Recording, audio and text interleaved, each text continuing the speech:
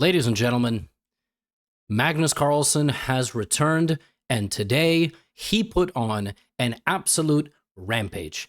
We are in Zagreb, Croatia. Well, not me, and maybe not you, but this tournament is in Zagreb, Croatia. It's the Rapid and Blitz of the Grand Chess Tour, and in the Rapid portion, Gukesh, the reigning world champion, had a dominant display, not only leading the event, but also defeating Magnus Carlsen for a second time. And once again, it made international news. Well, now they have to play 9 games of Blitz. And tomorrow they have to play 9 games of Blitz again with the colors flipped. Today, it was a totally different story. And I will be sharing it with you right now. Friendly reminder, on Chessly, my educational platform, we have the July Challenge. Log in. Don't have to log in every day. Do a little bit every day. And then you can win an exclusive badge. And also the Rui Lopez and the King's Indian courses have dropped. And if you're not interested, let's just get into the chess. So, Magnus opened up the day with a draw, and this was his second game. It's 5-minute, 2-second bonus. He started almost every game with knight to c3. And today, for the first time, his wife actually came to the venue. And he had some good vibes. And he showed it. He opened up with the Jobava London. Went knight b5. Alireza went bishop b4 check, c3, bishop a5. Again, it's blitz, so the opening is very fast-paced. And in the beginning of the game, there was this kind of nice little trick. The bishop is pinned to the rook. None of that is really brilliant, but to be honest with you, Alireza had a totally comfortable position, and Magnus did not have much to work with. I was very curious to see what was going to happen. Magnus, before the tournament, was interviewed. He was asked about Gukesh, like he is always asked about Gukesh, right? Right now, Magnus is being farmed for content, not just in the way that he is milked on this channel for amazing chess. People ask for sound bites. What do you think of this player? What do you think of this young player? What do you think of this young player? And then if he says what he honestly thinks, but then he ends up losing to them, which has happened now twice to Gukesh, the world is gonna burn down, right? That's sort of the storyline. Now, he had said that he would assume that Gukesh would have been one of the presumably weaker players in the Rapid. Obviously, that's not true. And Magnus himself, despite not doing so well in the Rapid, got 3rd place. So, would he enjoy chess? He has been saying he isn't enjoying chess. He has no flow of his moves. Well, in this game, Alireza came to play rook a2. Look at this. Magnus going all in on this side of the board, but there's not much brewing here. Now, look at the clock. 1:30 for white, 40 seconds for black. 92, before you know it, Magnus tanks for nearly a full minute on this move. And right here, I was like, yo, Magnus is down to 13 seconds. You are really not feeling the flow if you are down to 13 seconds. Only 2-second bonus time in an insanely complicated position against a guy who's top 3 in the world in blitz rating. Bishop to e5, knight takes h5. And when I was watching this live, I was actually kind of worried. I was worried. I mean, I get accused of being a lot of things. I get accused of being, like a Magnus bootlicker and whatever. I mean, he's the best player in the world. So, I want to see him play the best type of chess that he can until he can't play it anymore. And then I want him to, go snowboarding. Whatever they do in Norway. I don't know, grow tomatoes if he's going to live somewhere warm, right? So I'm watching this. I'm like, yo, Magnus has 8 seconds. If he loses early in the blitz, it's all downhill. This is a very tense game. It's a scramble. But right here, Alireza panics a little bit, and he allows the white rook to go that way. Now, this is not even the best move, but practically it's a very good move. Black doesn't know what to do. He takes the bishop because he thinks it's the piece that's necessary to be removed, but it wasn't the piece. But with 4 seconds on the clock, you just make a move. You panic. You play this move with 1 second on the clock. And the reason why Alireza cannot play rook f2 here is because queen h4. And if you can't play rook f2, it's actually white who is going to deliver the fatal attack. Check. Check. Anywhere Alireza moves, the game is over. Not because of checkmate, but because you're going to take the queen and literally just promote the pawn. Black doesn't have enough time. White is going to go there. Black could go e6, rook e2, e7, takes, but then you're going to queen and do this. When I saw that Magnus won this game, this was the second blitz game of the day. I was like, okay, he might be onto something. You just got to get that monkey off your back. You win 1 game. Maybe good things are going to happen. Now, I'm also curious how Gukesh is going to do. contrary to what I get accused of, despite being a fan of Magnus, I get accused of hating Gukesh. That's, I don't know. I see this narrative in the comments that, like, I'm not interested in seeing a world where Magnus is not as dominant. I don't know. You guys just create these storylines in your head because, I don't know, you need to latch onto something, some of you. I'm a fan of chess. I want to see somebody be challenged fully. Now, I pan over to Gukesh's games, right? He has a 4-point lead. In the rapid, winning a rapid game is 2 points. In blitz, it's just 1. So he has a 4-point gap, a 4-game margin between him and Magnus. Now, we have knight to f3. Pay attention to this game. This is already a couple of rounds into today, so there will be some context here. e6, b3. Gukesh playing the typical ready type of system, c4, a5. I've had this played against me in online blitz. It's actually kind of an annoying system. And on move 11, Gukesh played a very natural move, d4. Why is it given a question mark? It's given a question mark because of this move, a4. And accidentally, you played into the hands of the opponent. You cannot take here because of this. Bishop c4. Bishop c4 was horrendous. And you can't go here because actually black just smashes open the queen side. Gukesh is losing in 11 moves to Duda, who, by the way, is having a monster tournament in Rapid and Blitz. Duda is, in my opinion, top 5 in the world in Rapid and Blitz. Top 5. Like, this dude is unbelievable. Knight c5, Gukesh goes all in. Knight c5, knight e5. Because he was just so concerned about this diagonal being open. Also, he's a little bit on tilt here. Dude is like, yo, if you take my knight, pawn to c3. So he comes back, defends, counterattacks the queen, then defends his bishop. And by the 22nd or 24th move of this game,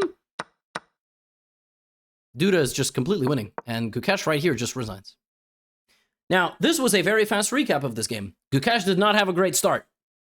He did not have a great start. He started the day 0-3. And Magnus started 2.5 out of 3. Now, remember the margin, right? He had a 4-game margin. 2 of those games have now been, like, locked up.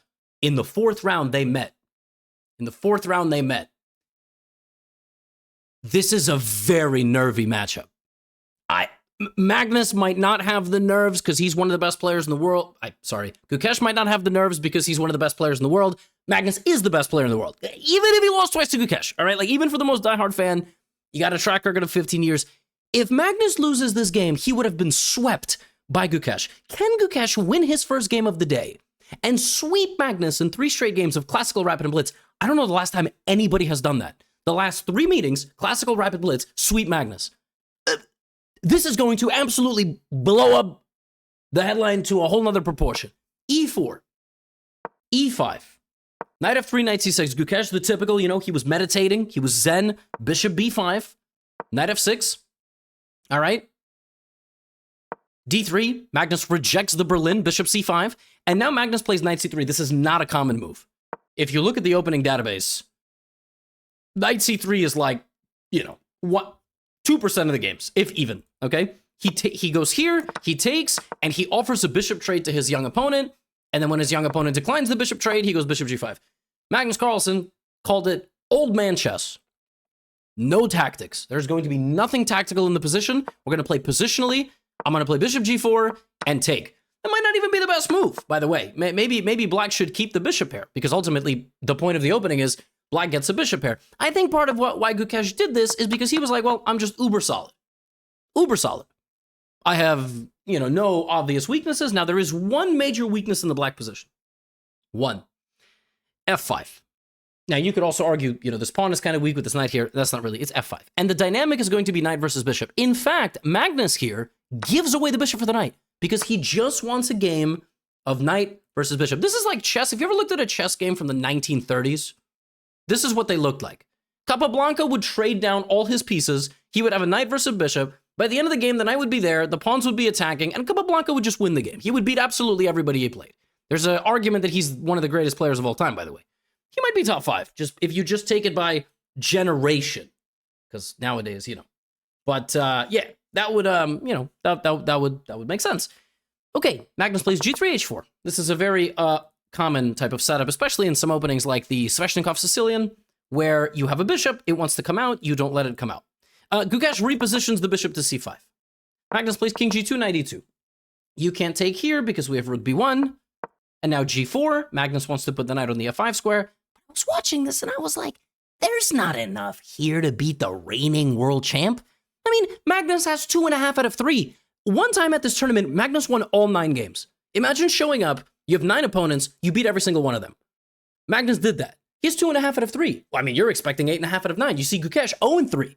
I mean, I'm already expecting Magnus to have a winning position, just as the momentum. But Gukesh is fighting, man. He plays g6, knight g3, and you talk about underdogs. Look at the rating difference. You know what I mean? Being 2880 in the world in blitz is not easy. There's not a lot of people to farm. Rook h1, rook d8. Gukesh, though, Gukesh, to his credit, fighting the entire time. King g7, and Magnus here stumbles into an endgame proposition and plays knight back to f1, and Gukesh is back in the game, man. Gukesh is such a fighter. This dude is a monster. You give him anything. You have, look at the position that you have in front of you now. I mean, it's just rooks and bishops. But it's always like that with Magnus. It's always more poison in the position than you think. Now here, apparently you should go bishop d4 because you kind of want white to push to soften this up. But Gukesh does this, and this literal one move allows Magnus to play rook h3, and Gukesh here thinks that he has to trade because the knight is going to move, and then he's going to play, the double attack. And I think Gukesh just basically was like, I'm out of time. Magnus is going to go knight g3, you can't take because of check, and then I win the rook. And if Magnus gets the doubled rooks on this file, Gukesh just assumed that he was going to lose. Actually, not really. Maybe not. But he trades, and now this endgame is totally winning for white. Why is it totally winning? Knight absolutely dominates the bishop, hits every single target. Black's pawn structure is completely immobile. White is going to walk over the king, and Gukesh tries to roll the dice. Magnus, clinical, walks the king out a little bit, grabs as many pawns as possible, infiltrates on the 7th rank. When Magnus played this move, he screwed it in. I watched him. He moved it, and then he screwed it on the board, and I was like, damn. And Gukesh went here and resigned. Magnus started the day with 3.5 out of 4. He beats Gukesh. Gukesh 0-4 to start the day. Crazy. Crazy.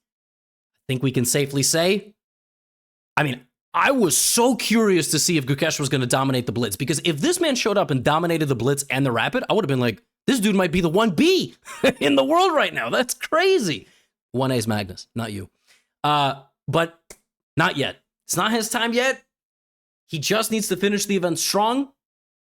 And now I will show you a game by somebody not named Magnus and Gukesh. Don't click off the video just yet, all right? It's Wesley versus Nojibrak. These guys also battling. Wesley trying to make it into the top. Wesley also one of the best rapid and blitz players in the world. I can't just show you games of people that are named Magnus and Gukesh, okay? Because then you're going to comment like, why do you only show games that are Magnus and Gukesh, all right? Oh, Levy has content for the next few months. Oh, Levy's going to, milk these players. Yeah, well, listen, you guys care about a few players. Hikar's not playing in the tournament. Now, anyway, we're going to jump in on move 40, because from here, it gets absolutely insane. White is maybe microscopically better, but White's king is wide open. Nojibrak, one of the best fighters in the world, immediately counterplay it down the c-file. Bishop e6 from Wesley, hitting the king and the queen. Queen takes, now queen c2, and pawn takes g5, and d4, trying to attack on the light squares. This is a headache position, a migraine position, if you will. Bishop takes on d3, trying to go back to e4, but Wesley, faster than Nojibrak, doesn't go for the draw, takes the pawn on g4, and now has to win this endgame.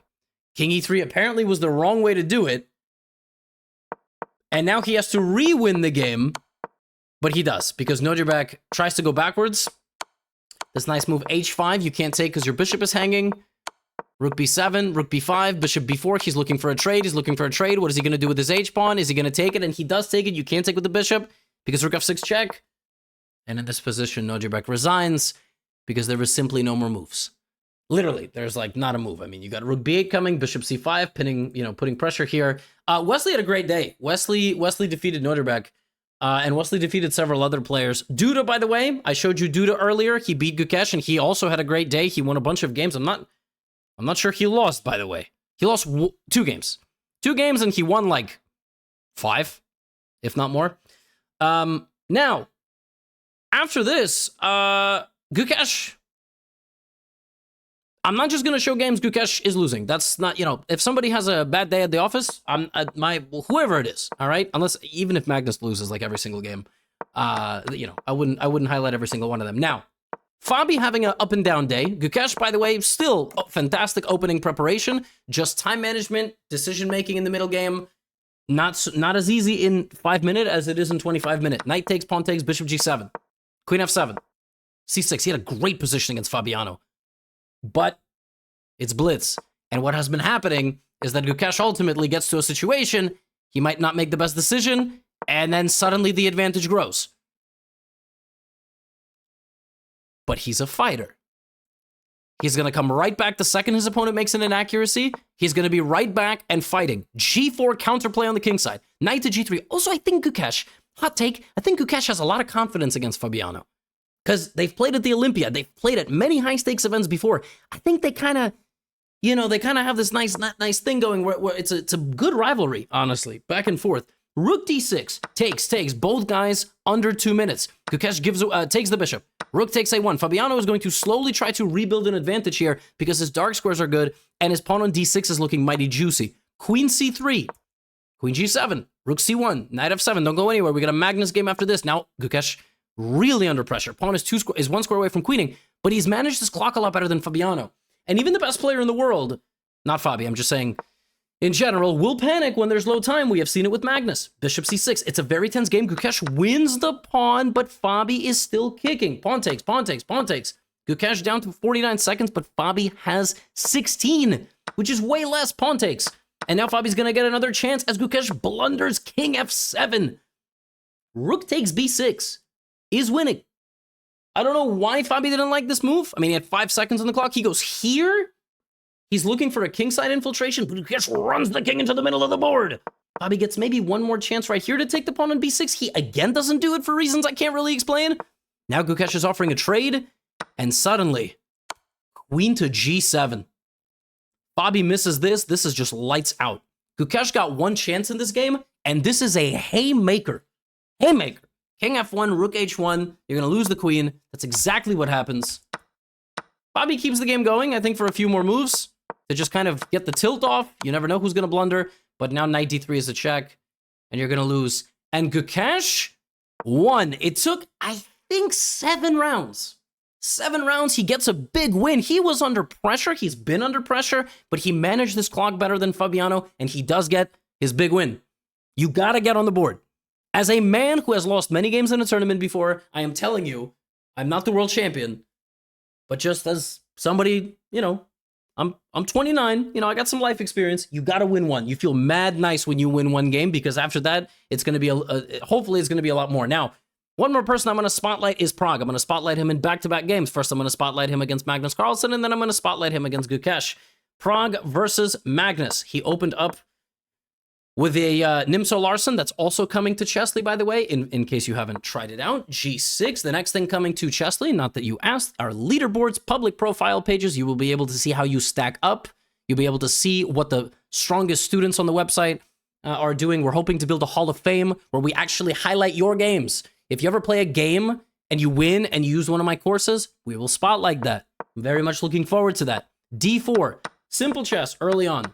Nothing interesting. Magnus trading some pieces, playing in the center. At this point, this is late in the day. Magnus is happy to just play a boring game after racking up several wins. He's no longer in the panic mode, right? He's no longer in overdrive. He's back in the top rankings of the event. This is the position. Equalish position. Can Carlsen, modern-day version of Capablanca, use limited resources and beat his young opponents? Knight to f7, rook to d1, right? Rook d7.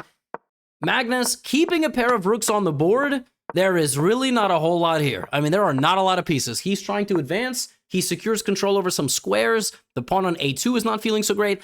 Pragg is down a bit on time.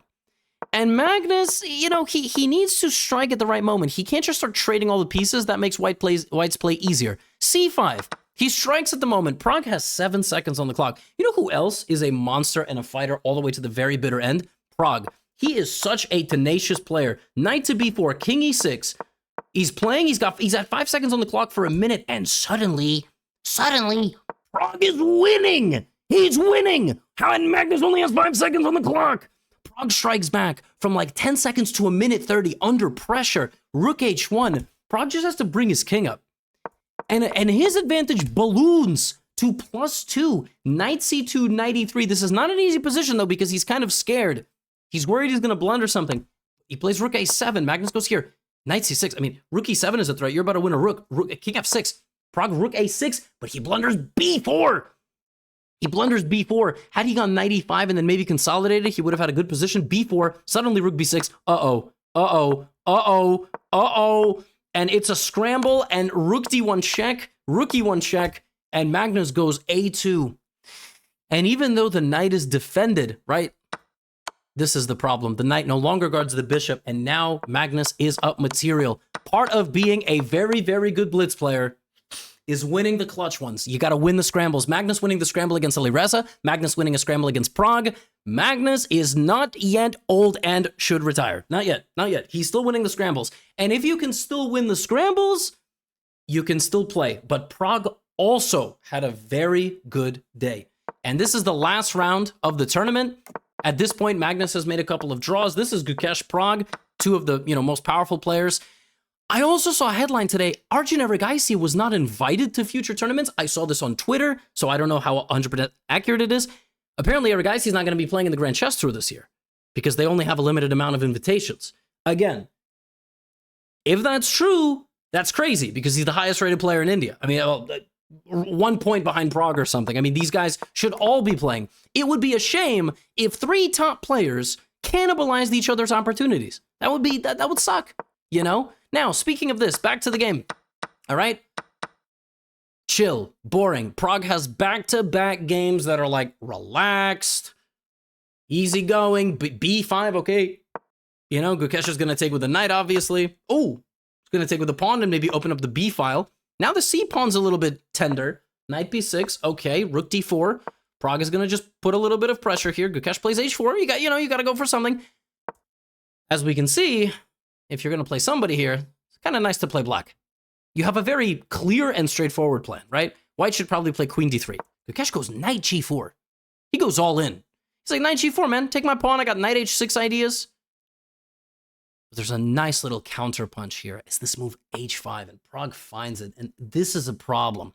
You can't go to h6 because that square is now open for the king.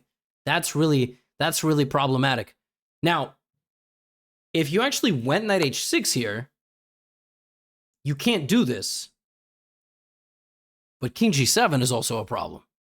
There is no useful rook move. The knight is just hanging. That's, that's really the issue, is that h5 calls the bluff. You wouldn't go here and hang f7, but it's useful that the king has these squares in getaway fashion. And when the knight goes back, Pragg's like, you should have never messed with me. e5, d5.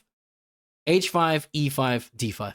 3 pawn moves in a row, momentum shifts completely. Now it's a Pragg avalanche. He wins a pawn. Now it's going to be about getting that pawn down the board. I love how simple Black's game was here. Look at this. Full investment in the pawn. He's going to go rook d2. He's going to try to get the rook d2, and you're going to try to push the pawn as well. There it is. This was a breathtaking, beautiful, and simple game by Black. Knight d1. And the crazy thing is, after the pawn is not going to promote, it's going to defend the black position and create attacking chances. Rook c3. Look at this position. Queen takes f2. Hits everything. The black knight is on freaking d1. When have you seen a black knight on d1? That's bananas. Defended by the pawn. All of this happened because out of the opening, Pragg traded these pawns, and instead of taking with the knight, Gukesh went here. How simple and breathtaking is this? He just put all his pressure on the pawn. He then won the pawn, and then he pushed the pawn, and then he used the pawn as an anchor, and then the pawn, defending the knight, anchoring the pressure on the white position, wins on f2. It's just amazing. I mean, what do you even have to say? Now, after the first day of Blitz, okay? After the first day of Blitz, 9 games, your results are as follows. It is Magnus Carlsen in the lead, then Duda, who is having a fantastic tournament, and Gukesh. Gukesh is still up there. He had a 4-point lead going into today. Slightly smaller against, I think it was Duda or Magnus, whatever. But tomorrow's the big day. Gukesh scored 1.5 out of 9 today. He cannot do that again. All eyes are on if Magnus will run away with this tournament And I did say I kind of wish it was 2 separate tournaments because Gukesh deserves full credit for dominating the Rapid. Totally. But now, because all the points are mixed, the performance might not do him as much justice if he has a rough final day. I'm so curious what's going to happen, man. I can't wait. Magnus back, Rampage, 7.5 out of 9, didn't lose a single game. Duda, always a perennial fighter. Can't wait. I can't wait. And it's sad to see Alireza there toward the bottom, you know, because he's always touted by Magnus as one of the biggest rivals of his. So, whew, exciting stuff. Magnus is back. We'll hope that Gukesh bounces back. Stop being such toxic fans. Whoever you support, stop it. Just watch and enjoy the chess. Oh, and after today, if you're still here, because, you know, like 90% of you left, Magnus was asked, and he basically was like, yeah, it was a really, really bad day for Gukesh. Shocking. Hopefully he bounces back tomorrow. He can play like he has nothing to lose tomorrow. So I can't wait for, the next headline about Magnus after saying that quote. That's all I have for you today. Check out the Summer Challenge. Check out the courses on Chessly. Top line of the description, and get out of here.